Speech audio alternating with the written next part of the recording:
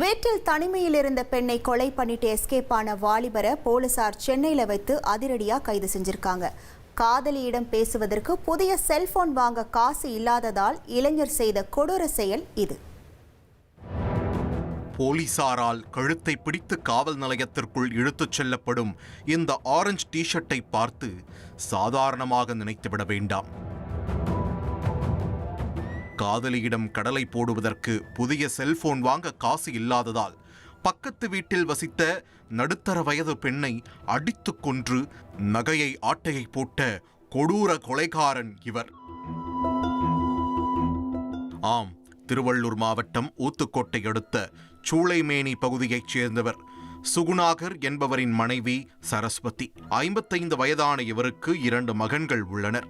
பிள்ளைகள் இருவரும் திருமணமாகி வெளியூரில் செட்டில் ஆகிவிட்டனர். கடந்த 4 ஆண்டுகளுக்கு முன்னர் கணவரும் இறந்துவிட சரஸ்வதி மட்டும் சூளைமேனியில் உள்ள சொந்த வீட்டில் தனிமையில் வசித்து வந்திருக்கிறார்.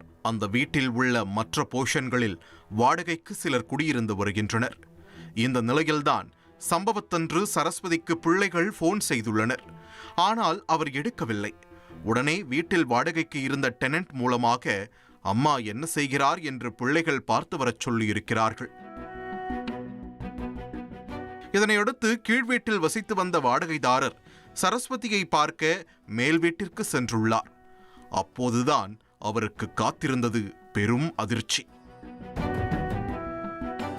தலையில் பலத்த காயங்களுடன் ரத்தம் சிதறி தலைக்குப்புற இறந்து கிடந்திருக்கிறார் சரஸ்வதி. உடனே பிள்ளைகளின் மூலம் போலீசாருக்கு தகவல் தெரிவிக்கப்பட்டிருக்கிறது. அடுத்த கணமே சம்பவ இடத்திற்கு விரைந்த ஊத்துக்கோட்டை போலீசார் சடலத்தை சோதனை செய்திருக்கிறார்கள். அதில் சரஸ்வதி அணிந்திருந்த 2 சவரன் தங்கச் செயின், ஒற்றை காதில் இருந்த கம்மல் காணாமல் போனது தெரிய வந்தது. மேலும் அவர் பயன்படுத்திய செல்போனும் மாயமானது கண்டுபிடிக்கப்பட்டது. இதனால் நடந்திருப்பது நிச்சயம் ஆதாய கொலையாகத்தான் இருக்க வேண்டும் என்று அவதானித்த போலீசார் சரஸ்வதியின் சடலத்தை மீட்டு உடற்கூறாய்வுக்காக அனுப்பி வைத்துவிட்டு விசாரணையை தொடங்கினார்கள்.